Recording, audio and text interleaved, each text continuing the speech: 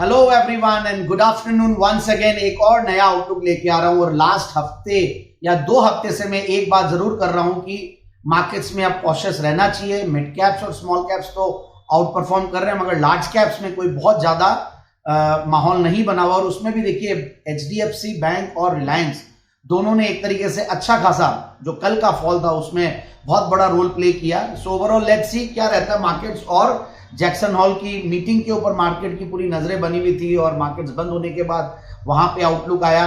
सो अब देखते हैं, हालांकि एसजीएक्स निफ्टी तो 42 पॉइंट फिर भी प्लस में दिखा रहा है। सो हम देखते हैं कैसा मंडे खुलता है। और कुछ डाउ जोन्स और एसएपी ग्रीन में थे मार्केट्स बंद होते होते फ्राइडे इवनिंग। और मैं देख रहा था कि जो लास्ट वीक था उसमें निफ्टी में भले ही फॉल नहीं हो बट एक डिसाइसिव लेवल के नीचे निफ्टी बंद हुआ है which is not very good for the markets. और अगर मंडे को वापस से अपने 50 डेमा के नीचे बंद होता है जो कि 19,285 है तो फिर चिंता का विषय होगा और फिर नया घर निफ्टी के लिए नीचे का खुल जाता है। तो ये एक चीज क्लियर होगी कि ऊपर का लेवल जो है 19,550 600 ये एक रेजिस्टेंस की तरह और नीचे की तरफ नए घर अगर खुलते, क्योंकि मंडे इज इंपॉर्टेंट। कोई भी अगर कैंडल 2 कैंडल बनती है अगर 50 डेमा के नीचे तो कंफर्मेशन हो जाती है कि ठीक है एक बार मंदी आ सकती है। और स्मॉल कैप मिड कैप ने तो धूम मचाया था लास्ट वीक। और थर्सडे के दिन देखिए एनएससी स्मॉल कैप 100 जो कि मैं बहुत दिनों से कहते आ रहा हूं, मैंने अप्रैल से ये शुरू किया और हर बार मैं स्मॉल कैप के ऊपर जरूर बात करता हूं क्योंकि स्मॉल कैप मिड कैप मेरे फेवरेट सेगमेंट्स है और मैं जैन साहब के जेम्स में वहीं से स्टॉक्स लाता हूं। तो मैंने इसकी जब मैं रिसर्च करता हूं तो मेरा एक चीज क्लियर था कि मार्केट्स में जो करेक्शन आना है जब तक स्मॉल कैप इंडेक्स अपना लाइफ टाइम हाइस पे नहीं पहुंचे, क्योंकि देखिए मिड कैप पहुंच गया, बैंक निफ्टी पहुंचा, मिड कैप और ने तो जबरदस्त आउट परफॉर्म किया मिड कैप 100 ने। फिर उसके बाद हमने देखा निफ्टी हाइस बनाया हुआ है बट स्मॉल कैप इंडेक्स थोड़ा सा लैग बिहाइंड कर रहा था। बट वो भी 12,047 का जो हाइस है उसको जस्ट टच करके ऊपर के लेवल पे जाके आई थिंक 12,050 का लेवल था जहां से करेक्ट हुआ है। सो एक ये देखने को मिला कि मिड कैप्स और स्मॉल कैप्स में लास्ट वीक में भी पैसे बने बट लार्ज कैप्स में और निफ्टी में पैसे नहीं बने। सो ओवरऑल मुझे लगता है कि मार्केट्स में थोड़ा कॉशियस रहना चाहिए और इवन मिड कैप्स और स्मॉल कैप्स में भी थोड़ी बहुत प्रॉफिट बुकिंग देखने को मिली है फ्राइडे के दिन। और एक बार हम अगर लेवल्स की बात करें तो मैं अब एक बार वापस से एक एसेट क्लास की मैं आउटलुक जो हर बार देता हूं उस पर आ जाता हूं। और डोमेस्टिक फ्रंट पे उसके पहले एक बार बता दिया जाए कि क्या क्या चीजों पे हमारी नजरें बनी रहेगी। एफआईआईज इनफैक्ट सेलिंग में लगे हुए हैं और कल भी अच्छा खासा सेलिंग का डेटा था तो उसके ऊपर पूरी नजरें बनी हुई रहेगी। फिर जीडीपी की ग्रोथ रेट 31 तारीख को आने वाली है सेकेंड क्वार्टर की, तो उस पर भी पूरी नजरें बनी हुई रहेगी कैसा आता है क्या आता है। इनफैक्ट कहीं ना कहीं इकोनॉमी जो है 6.1% पहले क्वार्टर में थी, ईयर ऑन ईयर की बात करें मैं YOY वहां से बढ़ा है। और अब देखते हैं क्या रहता है। फिर जुलाई का इंफ्रा आउटपुट के ऊपर लोगों की नजरें बनी हुई रहेगी, वो पब्लिक होने वाला है डेटा। फिर ओवरऑल एक S&P global manufacturing PMI data which is very important, ये भी पूरी मार्केट नजरें बनाए रखता है इनके ऊपर। तो ये 1 सितंबर तक आएगा। और इस हफ्ते की एक और जो इंपॉर्टेंट चीज है, एक बहुत बड़ा सेटलमेंट की क्लोजिंग होने वाली है। August was a very happening month और 5 वीक का सेटलमेंट था जो कि 31 तारीख डॉट उस दिन थर्सडे आता तो उस दिन कटान है। तो ओवरऑल बड़ा सेटलमेंट था और काफी क्रूशियल रहेगा। मुझे लगता है वॉलेटिलिटी जबरदस्त रहेगी नेक्स्ट हफ्ते में, तो कॉशियस रहना है, बार बार मैं ये कह रहा हूं। और इंटरनेशनल फ्रंट पे भी देखते हैं मार्केट्स कैसे रहते हैं और वहां पे भी जो डेटा है लेबर स्टेटिस्टिक्स डेटा आने वाला है, जॉब मतलब यानी कि जॉब के ओपनिंग्स का डेटा, उस पर नजरें बनी हुई रहेगी यूएस में। और अगेन चाइना का PMI डेटा आने वाला है, इस पे नजरें बनी हुई रहेगी। यूरोप का इन्फ्लेशन का डेटा आने वाला है, यूरो एरिया इन्फ्लेशन रेट। तो ये सारी चीजें इंपॉर्टेंट डेटा है। और फिर अगेन एक नॉन फार्म पेरोल्स का डेटा और ISM मैन्युफैक्चरिंग PMI का डेटा यूएस में आने वाला है। ये सारे डेटा का अहमियत होता है और मार्केट्स इन पे रिएक्ट करता है। सो बिल्कुल हम भी नजरें बनाए रखेंगे। और निफ्टी की अब बात करता हूं मैं। So let's start with outlook and levels के साथ बात करेंगे। 19,266 पे बंद हुआ निफ्टी और जो मैं बोल रहा हूं कि नीचे का लेवल जो है 19,180 से लेकर 19,130 एक सपोर्ट की तरह काम कर सकता है, बट ओवरऑल 50 डेमा जो था 19,270 के नीचे मतलब मार्केट 19,285 के नीचे बंद हुआ decisively. So let's see Monday को क्या रहता है। बाकी ऊपर का जो रेजिस्टेंस है 19,370 से लेकर 19,450। फिर मैं बैंक निफ्टी की बात करूं, एक्सट्रीमली वॉलेटाइल, मतलब 500 पॉइंट 1000 पॉइंट यू मूव कर रहा था पिछले 2-3 ट्रेडिंग सेशंस में। तो अब मुझे दिख रहा है कि बैंक निफ्टी ने बाउंस बैक देने की कोशिश की थी, बट अगेन ये अपने 50 डेमा जो है 44,495 इसके नीचे बंद हुआ है। So let's see, so volatile रहेगा। So 43,890 to 43,630 can be a good support and resistance जो है 44,490 से लेकर 44,850। यूएसडी आईएनआर, यहां पे एक थोड़ी सी राहत की सांस मिली पिछले 2-3 ट्रेडिंग सेशंस में, क्योंकि डर की बात यह थी कि बहुत ऊपर चला गया था और यूएसडी आईएनआर मतलब रुपया कमजोर हो गया, 83.18 तक चला गया और वहां से करेक्ट हो गया 82.36 तक आया। फिर जो इसका 50 डेमा 82.35 वहां पे सपोर्ट लिया, सो 82.66 पे बंद हुआ है। So one has to be cautious on this front also. Dollar बहुत इंपॉर्टेंट चीज है मार्केट्स के लिए, और ये अगर मजबूत होता है तो हमारे लिए अच्छा नहीं है। डॉलर इंडेक्स भी मजबूत हो रहा था, उसकी भी बात करेंगे अभी। तो euro is sell on rise. Euro में 88.70 से लेकर 88.30 विल बी द सपोर्ट और रेजिस्टेंस विल बी 89.70 से लेकर 90.30।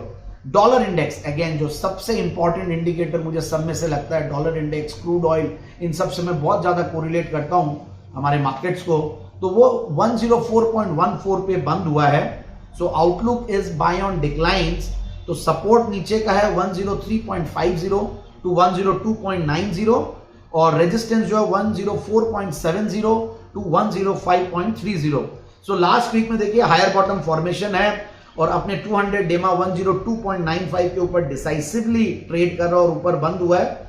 सो लेट्स सी अब क्या रहता है। बाकी 105 तक के लेवल्स के आसपास ऑलरेडी पहुंच चुका है, वहां पे रेजिस्टेंस है। गोल्ड का आउटलुक अगेन रेंज बाउंड है, विशेष कुछ बात लगती नहीं है गोल्ड में। लोअर टॉप फॉर्मेशन है, 20 डेमा के नीचे बंद हुआ है और सेल ऑन राइज भी किया जा सकता है। So range bound to sell on rise.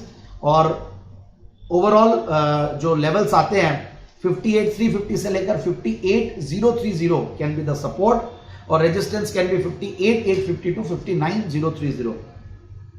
फिर हम एक बात करते हैं सिल्वर की। तो सिल्वर में बाय ऑन डिप्स की रणनीति अपनाई जा सकती है। इसने हायर बॉटम फॉर्मेशन दिखाया है और 20 डेमा जो है 72,130 उसके ऊपर बंद हुआ है। सो एक बाय ऑन डिप्स की रणनीति अपनाए। सपोर्ट जो है वो 72,750 है से लेकर 72,350 और रेजिस्टेंस जो है 74,250 से लेकर 74,950। कॉपर अगेन काफी दिनों से अपने 200 डेमा के साथ फ्लर्ट कर रहा है। मैं यही बोलूंगा हर बार अपना जो देखता हूं मैं पिछले कई महीनों से, सो डिसाइसिव कोई एक ट्रेंड नहीं बन रहा है कॉपर में। सो लोअर टॉप फॉर्मेशन दिखाया, एक्सेल ऑन राइज की रणनीति अपनाई जा सकती है। 731 एमसीएक्स सितंबर का महीना क्लोज हुआ है। सो 200 डेमा जो है 730 इसके आसपास ही क्लोज बोलेंगे। सो सेल ऑन राइज की रणनीति अपनाए। क्रूड ऑयल अगेन ये एक इंपॉर्टेंट एसेट क्लास है जिसके ऊपर मार्केट्स पूरा रिएक्ट करता है। वहां पे एक थोड़ा सा राहत की सांस मिली है। यहां पे आउटलुक रेंज बाउंड आ रहा है हमारा और 6503 जो एमसीएक्स सितंबर का कॉन्ट्रैक्ट है, तो वहां पे लोअर टॉप फॉर्मेशन दिखा है और जो क्लोज हुआ 20 डेमा के नीचे हुआ जो 6630 है। So which is a good plus for the markets. बाकी देखते हैं क्या होता है। सो ओवरऑल 6430 से लेकर 6390 will be the support and resistance will be 6650 to 6790।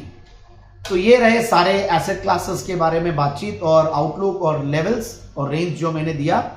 अब मैं बात करता हूं technical pick of the week की, जहां पे हम एक सेल कॉल लेके आए हैं इस बार, और ये जनरली एफएनओ पिक लाता हूं मैं इसमें। और अल्ट्राटेक सीमेंट स्टॉक्स में कल फ्राइडे को भी करेक्शन देखने को मिला था, एसीसी अंबुजा सब में ही। और एक इसका ट्रेंड लाइन रेजिस्टेंस है 8250 का, वहां से करेक्शन दिया है और 8325 से लेकर 8060 तक तो बेसिकली अपने 50 डेमा के नीचे बंद हुआ है। सो आई फील कि इसको सेल किया जाए। 8072 का सीएमपी है, 7930 से लेकर 7890 तक का टारगेट और स्टॉप लॉस विल बी 8130। और technical pick of the week commodities अगर वहां बात करें तो इस बार मैं एग्री पिक लाया हूं। हालांकि अगेन मैं बार बार कहता हूं एग्री पिक के ऊपर हो सकता है कि हमारी ऑडियंस में से बहुत कम लोग होंगे जिनको एग्री पिक के ऊपर बहुत ज्यादा इंटरेस्ट हो, बट एनीवेज हमें जो ट्रेडस्विफ्ट के न्यूज़लेटर पे जो पब्लिश होता है मैं उन्हीं चीजों को, सारी चीजों को एक बार पढ़ के या प्रॉपर्ली एक्सप्लेन करके बताता हूं।